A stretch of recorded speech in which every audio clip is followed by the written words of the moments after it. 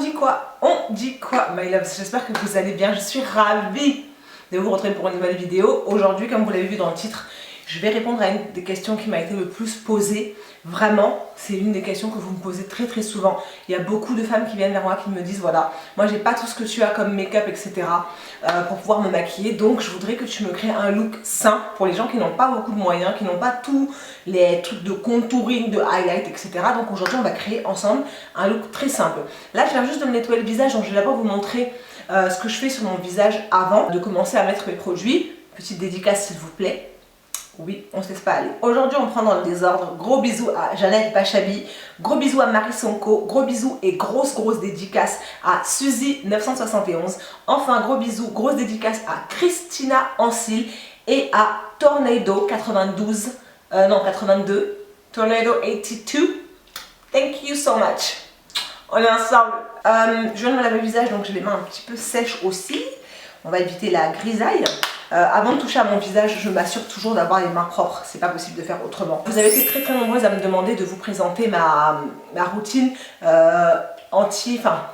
anti-taches, comment lutter contre l'hyperpigmentation. Donc je suis en train de vous préparer ça aussi. En attendant, je vais vous montrer un des produits phares dont je me sers depuis maintenant quelques temps. Alors attendez. Donc quand j'ai lavé mon visage, là j'ai le visage sec, je vais d'abord appliquer une lotion tonique qui contient de l'acide hyaluronique. J'applique d'abord ça sur ma peau. Voilà. Comme vous voyez, ma peau est tout de suite moins sèche. Ça rapporte du confort. On laisse un petit peu pénétrer. Et ensuite, je vais passer à l'application du sérum dont je me sers en ce moment. C'est le sérum à la vitamine C de La Roche-Posay. Il se présente comme ceci. Hey, not today, Satan. Oh là là là là.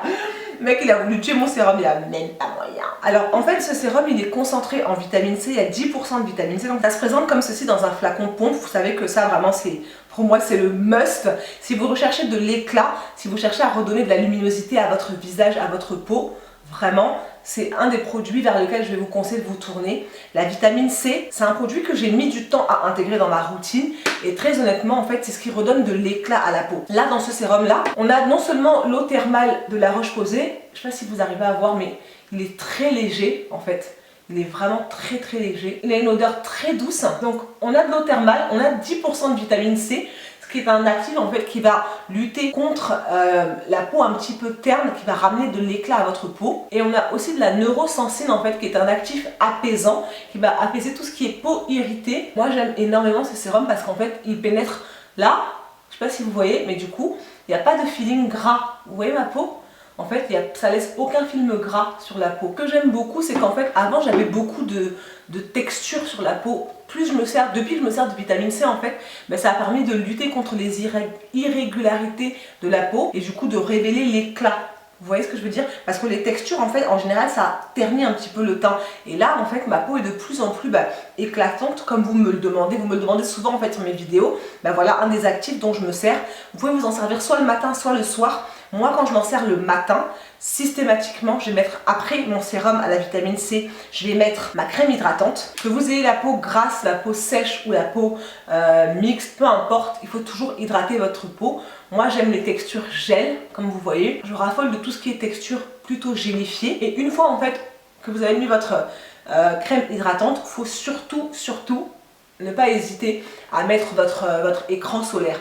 C'est extrêmement important, vraiment, je mets de l'écran solaire tous les jours sur ma peau depuis 2009. Avant, je ne le faisais pas. Avant de croiser ma dermatologue, la femme qui a fait que ma vie a changé, je ne mettais pas d'écran solaire tout le temps en fait. Avant, pour moi, c'était... je me disais, bah, je suis noire, j'en ai pas besoin. Ah oui, mais en fait, non, pas du tout. Donc, une fois que j'ai mis ma crème hydratante et que ma peau a bien absorbé le produit, je vais mettre mon écran solaire. C'est extrêmement important de mettre de l'écran solaire. Moi, je me sers d'un indice de protection 50, mais ce n'est pas obligatoire, vous pouvez mettre un indice de protection 30. Moi, je veux que ma peau soit complètement protégée tout le temps. Même le fait que je travaille en télétravail, que je sois à la maison, ne m'empêche pas de mettre de l'écran solaire. Je dis à ma fille, tous les jours, tu mets de l'écran solaire avant d'aller au lycée. Enfin voilà, l'écran solaire, c'est vraiment la barrière qui va protéger votre peau et faire que tous vos produits que vous avez mis en dessous, en fait, agissent et travaillent. Parce que, du coup, l'écran solaire fait une barrière non seulement contre les effets du soleil, mais aussi contre la pollution, etc. Donc je mets à peu près ça j'en ai dans mon décolleté. Je mets à peu près ça en termes de quantité d'écran solaire. Mais sincèrement, si vous voulez que tous les produits que vous utilisez, tous les sérums, les essences, peu importe ce que vous utilisez sur votre peau, si vous voulez que ça fonctionne, il faut impérativement protéger votre peau. Il n'y a pas moyen de faire autrement. Sinon, bah en fait, c'est comme cette histoire de pisser dans un violon, ça ne sert à rien du tout. Ça n'a aucun effet. Vous utilisez des crèmes, vous utilisez des actifs, vous utilisez des produits anti-taches, mais vous ne protégez pas, vous ne faites pas de barrière en fait contre les agressions extérieures, donc ça n'a aucun intérêt. Donc on va laisser pénétrer ça quelques minutes et ensuite on revient. Ok, en temps normal quand je me maquille, je mets toujours une base parce que je veux que mon maquillage tienne toute la journée. Si vous n'avez pas de base, votre crème hydratante devrait être suffisante. La base permet de faire en sorte que votre maquillage, votre fond de teint, vos poudres, etc. accrochent à la peau, mais aussi tiennent. Ça permet en fait de neutraliser, par exemple, si vous avez une peau qui est trop grasse, etc., de neutraliser la production de sébum en fonction de la base que vous allez choisir. Ça permet de flouter les pores. C'est pas une étape qui est obligatoire. Vous pouvez le faire, vous pouvez ne pas le faire. Pour ce tuto là, je ne vais pas le faire pour vous montrer comment on peut se maquiller sans avoir un milliard d'ingrédients, d'ustensiles, de produits, etc. dans sa routine. Mais moi je vous conseille de le faire, c'est pas obligatoire encore une fois, moi je le fais en temps normal, mais pour vous montrer on va faire sans. Donc je vais tout simplement commencer par mon fond de teint. Alors attendez, je vais chercher un miroir, ce sera mieux. Donc je vais appliquer mon fond de teint, je mets un fond de teint liquide, vous pouvez prendre un fond de teint poudre ou un fond de teint crème ou un fond de teint stick, c'est vous qui choisissez. Moi je vous montre avec ce que j'ai. Je sais pas si vous arrivez à voir, mais on est sur une couvrance très légère, par exemple ma tache qui est là on la voit encore. Donc si vous avez beaucoup de taches, c'est pas sur ce genre de fond de teint là qu'il faudra se diriger. Peut-être quelque chose de plus couvrant, mais moi en ce moment c'est celui dont je me sers parce que j'ai un peu moins de taches, donc en soi c'est pas très grave. Ensuite je vais mettre un anti-cerne parce que j'ai des cernes comme vous pouvez le voir, on voit mes cernes. En temps normal je mettrai un correcteur pour cacher la couleur du cerne avant de mettre mon anti-cerne par dessus. Là vraiment c'est une étape qui n'est pas obligatoire. Moi je me suis habituée parce que j'aime bien la grosse couvrance, j'aime bien que mon visage en fait, j'aime bien en fait enlever tout ce qui me plaît pas. Tu vois, les taches, donc je mets du fond de teint, le correcteur plus l'anti-cerne, donc je couvre, je camoufle, etc. Mais c'est pas quelque chose qui est obligatoire. Quand je vais par exemple juste au cinéma, que je sors, à l'époque on allait juste au cinéma, quand je sors rapidement en fait je le fais pas, tu vois, je mets juste mon anti-cerne. Donc là on va appliquer juste l'anti-cerne sur la partie intérieure de l'œil. Je fais plus le gros triangle là quand j'applique le produit, je vais le faire après avec l'éponge. J'applique du produit juste sur la partie où il y a le bleu, en fait, le noir du coup, du cerne. Voilà, je vais en mettre un tout petit peu ici parce que je vais pas faire mon contour. Je suis en train de perdre en luminosité. J'ai laissé l'anti-cerne poser un tout petit peu. Maintenant, je vais l'estomper avec un petit beauty blender que j'ai acheté chez H&M. Et je vais mettre mon anti-cerne, du coup, je vais l'étirer jusqu'ici. Je l'applique aussi sur ma paupière comme base. Comme aujourd'hui, je vais pas mettre d'ombre à paupières ou quoi que ce soit. Je vous fais un look vraiment très simple pour vous montrer que c'est possible de se maquiller avec peu de produits. Voilà. Vous voyez? Donc une fois que ça c'est fait, je vais prendre... Alors vous prenez soit une poudre libre, soit une poudre fond de teint. Moi je prends toujours ma poudre fond de teint de chez MAC Cosmetics, c'est le Studio Fix.